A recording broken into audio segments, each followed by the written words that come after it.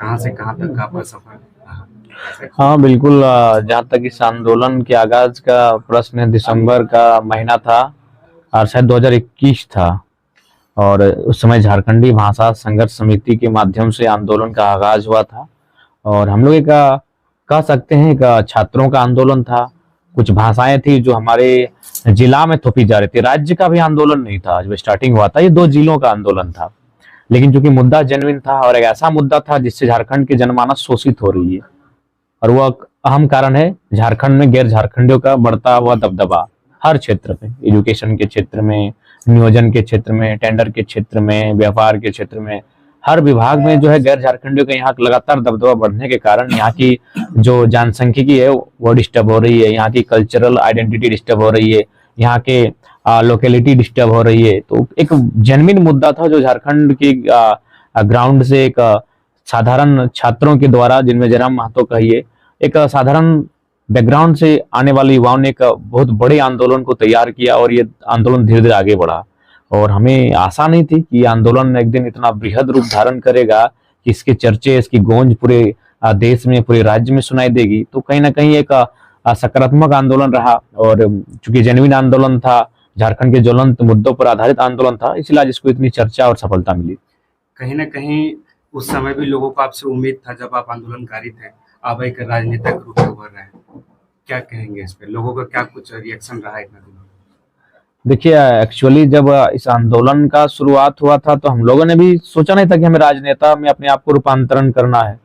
हम लोग सोचे थे एक आंदोलनकारी के रूप में जाने जाएंगे, और जाने ही नहीं जाएंगे, आंदोलन के बाद समाप्त हो जाएगा, सरकार भाषा को वापस करेगी, हमारी मांग को पूरा करेगी, हम लोग अपने कामों में व्यस्त हो जाएंगे। हमें आशा नहीं थी कि हम लोग आंदोलन के खत्म होने के बाद फिर जाने जाएंगे या फिर इतनी बड़ी जिम्मेवारी को लेकर आगे बढ़ेंगे। लेकिन जब इस आंदोलन का स्टार्ट हुआ तो लोगों को एक उम्मीद मिली। चौक चौराहा में लोग हमारी वीडियो को सुनने लगे हैं, बाकायदा घर में सुनने लगे हैं, अपने ग्रुपिंग में सुनने लगे हैं कि कोई एक लड़का आया है जो झारखंड के मुद्दे पर बात करता है और निडरता के साथ बात करता है। जो काम विधायक सांसदों को करना चाहिए था, ये वो लड़का कर रहा है।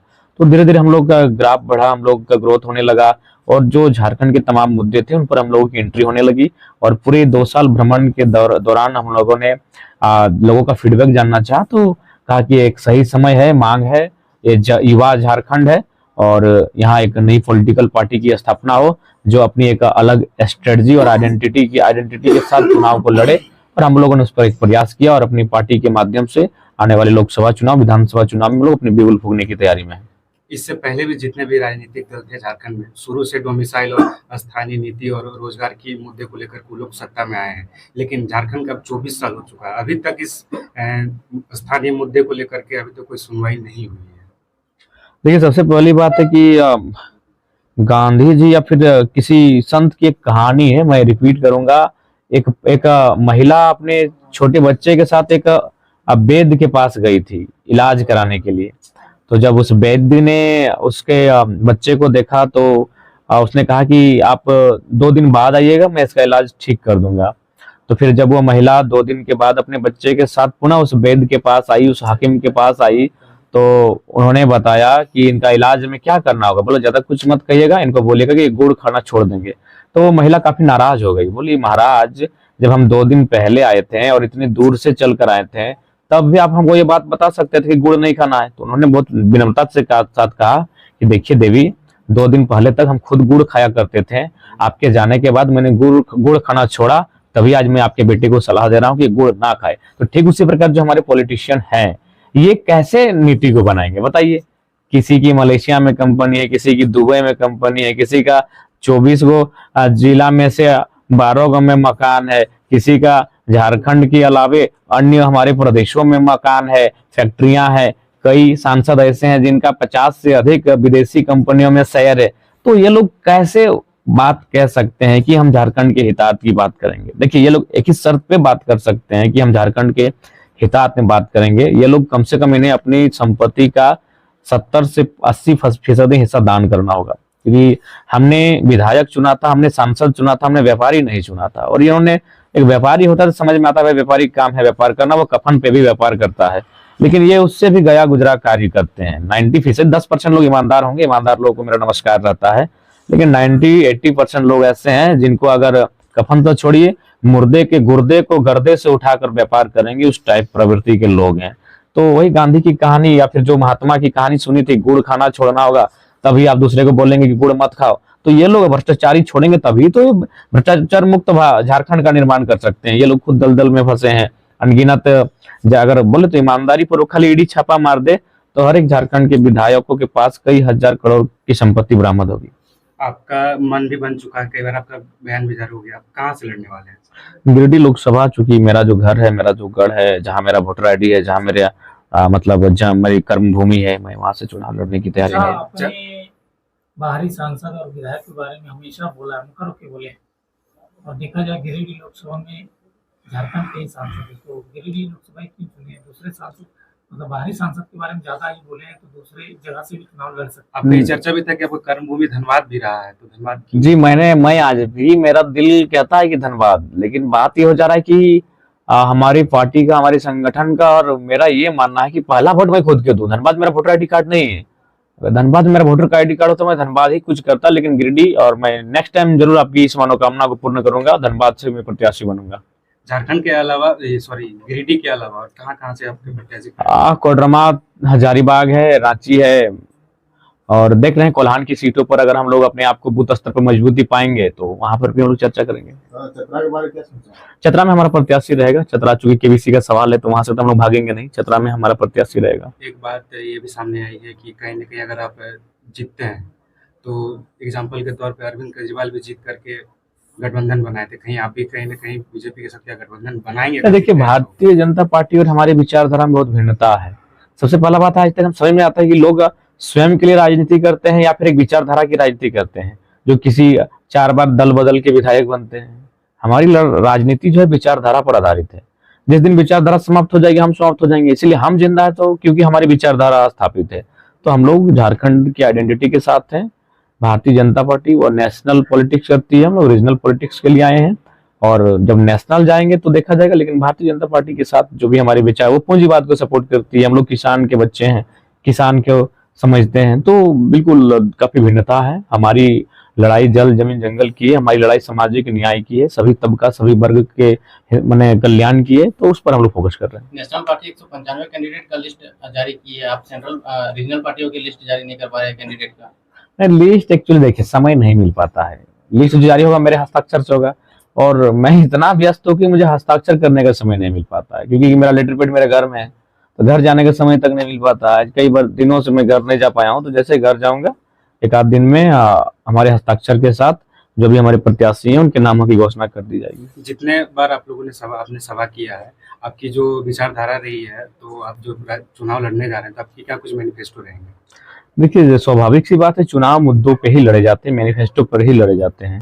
देखिए, हमारा जो महत्वपूर्ण मुद्दा है वो सबसे बड़ी बात है कि गिरिडीह लोकसभा एक पलायन का क्षेत्र है, और इसी क्षेत्र में छोटी बड़ी 2-2.5 हजार के आसपास कंपनियां हैं, कई माइंस के एरिया हैं, सीटीपीएस बीटीपीएस के अलावा इस प्रकार कितनी तमाम परियोजनाएं हैं जिन पर रोजगार का साधन है। किंतु पॉलिटिशियन हमारा उदासीन होने के कारण वहां पर गैर राज्यों का दबदबा बढ़ता गया है, जो कि कतई उचित नहीं है। गैर राज्य के लोगों का हमने कभी ये नहीं कहा कि आए, नियम से आए, 25% की हिस्सेदारी में आए, 75% निजी सेक्टर में भी झारखंडियों के लिए रहेगा। इस बात पर हमारी लड़ाई है, और मुझे लगता है कि जब हम लोग वहां पर बैठेंगे, सदन पर सार्थक चर्चाएं होंगी, तो रास्ते खुलेंगे, मार्ग खुलेंगे, और झारखंड अपनी बेहतर दिशा की ओर आगे बढ़ेगा। गिरिडीह लोकसभा के लोग जयराम महतो को क्यों बोलते हैं? गिरिडीह लोकसभा के लोग जयराम महतो को इसलिए वोट देंगे क्योंकि जयराम महतो गिरिडीह लोकसभा का बेटा। गिरिडीह लोकसभा के लोग जयराम महतो को इसलिए वोट देंगे क्योंकि जयराम महतो गिरिडीह लोकसभा का बेटा है, यहाँ का वोटर कार्ड वाला बेटा है, यहाँ का गांव वाला बेटा है, यहाँ का खेत खलिहान वाला बेटा है, और इस बेटे ने बिना सदन में पहुंचे ही 12 करोड़ 26 था, आज 9 लाख हमारा पार हो गया फिर कोल्हान में, तो 12 करोड़ 26 लाख का 12 करोड़ 35 लाख गिनिए।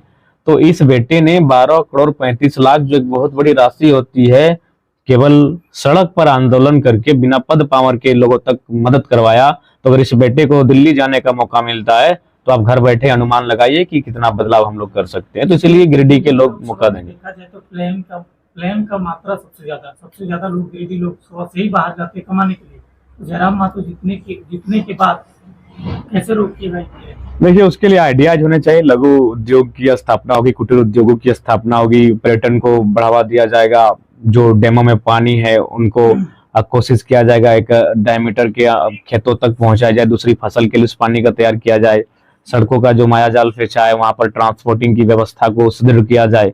तो बहुत सारे वैकल्पिक मार्ग है जिन पर हम लोग चर्चा करके, और एक जनप्रतिनिधि जब उस पर हस्तक्षेप करेगा तो बेहतरी होगी। देखिए, जनप्रतिनिधि अगर हस्तक्षेप करेंगे तो कोई भी बिगड़ा हुआ काम बन जाता है, तो निश्चय ही हम लोग उस पर बेहतर कार्य करेंगे। एक समस्या टाइगर जी दिल्ली आप जाएंगे ऐसा आप सोच रहे हैं, जनता भी सोच रही है कि टाइगर दिल्ली जाएगा, और जिस तरह से सोशल मीडिया में देखे हैं कि टाइगर को पिंजरे में बंद कर देंगे, तो कहाँ से दिल्ली जाएंगे? देखिए, पिंजरे में बंद रहने वाला टाइगर नहीं है, ये उस पिंजरे को तोड़ के निकल जाएगा। वो गीत सुने थे ना कि पिंजरे को तोड़ के चिड़िया हो, तो वही हाल होगा। ये टाइगर पिंजरे में नहीं रहेगा।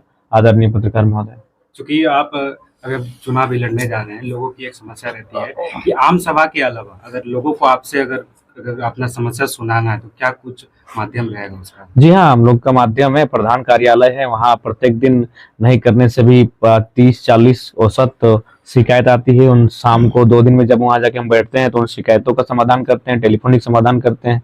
तो हमारा प्रधान कार्यालय जो मानटाड़ में अवस्थित है, वहाँ जाकर आप अपनी शिकायतों को रखें।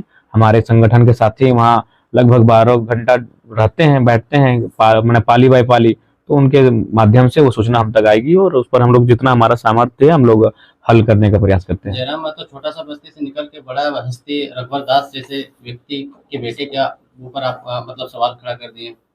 देखिए, जो सवाल लाजमी हो सवाल खड़ा ही होगा। मैंने वही कहा कि अगर पिताजी काबिलियत हो तो उसकी काबिलियत का आधार मान के बेटा को नौकरी नहीं दिया जाता है। तो ठीक उसी प्रकार अगर माननीय रघुवर दास जी जो राज्य के मुख्यमंत्री रह चुके, वर्तमान में महोदय अभी महामहिम राज्यपाल हैं उड़ीसा के, उनका सम्मान है, आदर है राज्यपाल महोदय का, लेकिन उनका जो सुपुत्र है जिनका नाम श्री ललित दास है, वो टाटा में IL6 पे काम कर रहे हैं, HR को संभाल रहे हैं, वो CSR को देख रहे हैं।